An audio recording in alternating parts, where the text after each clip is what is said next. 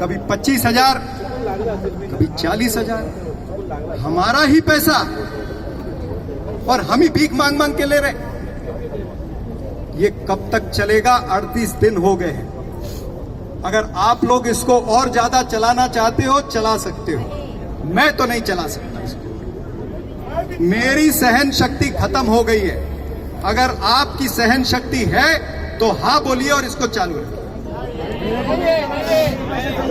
तो हमको कड़े कदम लेने पड़ेंगे। देखिए, एक श्रीदेवी की मृत्यु हुई तो नरेंद्र मोदी जी का मिनटों में ट्वीट आ गया। यहां 6 मृत्यु हुई है, 6, और 38 दिन हो गए। एक ट्वीट नरेंद्र मोदी जी का नहीं आया और मुख्यमंत्री साहब ने केवल आश्वासन दिया 10 तारीख को थाने में कि 13 तारीख को नरेंद्र मोदी आ रहे हैं, मैं उनसे बात करूंगा, आपका मैटर रिजॉल्व।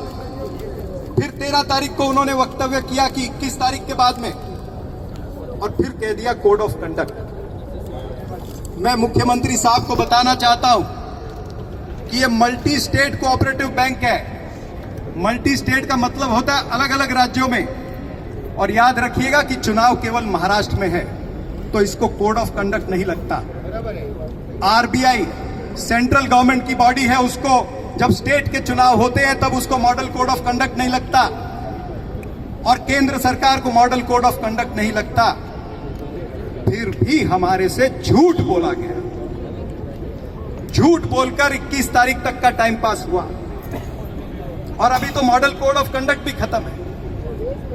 ये टोटली पॉलिटिकल निर्णय है। इसमें 2 ही चीजें हैं, आप मेरी बात मानो या नहीं मानो।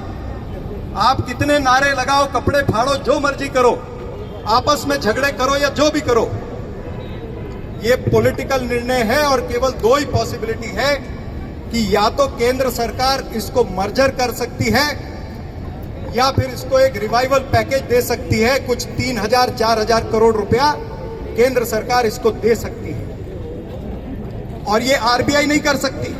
ये आज मैं आपके सामने एकदम स्पष्ट बोलता हूं। जितनी बार भी हम अभी आरबीआई पे जा रहे हैं, हम अपना समय, अपनी एनर्जी खराब कर रहे हैं। यह निर्णय अभी आरबीआई के बाहर हो गया, उसकी ताकत के बाहर है। आरबीआई केवल रेगुलेटरी बॉडी है। वो जो काम आरबीआई ने करना था वो कर दिया। आरबीआई ने अपने लोगों पर एक्शन नहीं लिया। 10 साल से 21,000 फर्जी अकाउंट बने। आरबीआई के ऑडिटर हर 3 महीने में आते थे। आरबीआई के ऑडिटर की 60 गांठ है, तो आरबीआई पहले अपने ऑडिटर के ऊपर एक्शन क्यों नहीं लेती? उनको अरेस्ट क्यों नहीं करती? ये उनके नजरों के नीचे ये घोटाला हुआ है 6,500 करोड़ का।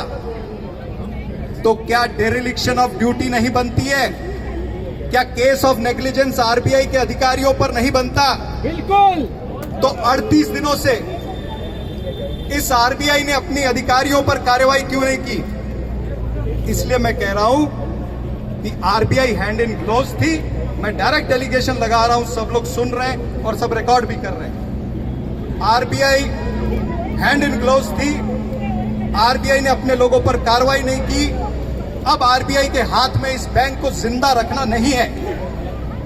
इसको केवल जिंदा रख सकती है तो केंद्र की सरकार, नरेंद्र मोदी और फाइनेंस मिनिस्टर निर्मला सीतारमन। या तो रूलिंग पार्टी के कोई नेता आगे आए, जैसे गुरजोत भी बीजेपी का सदस्य है।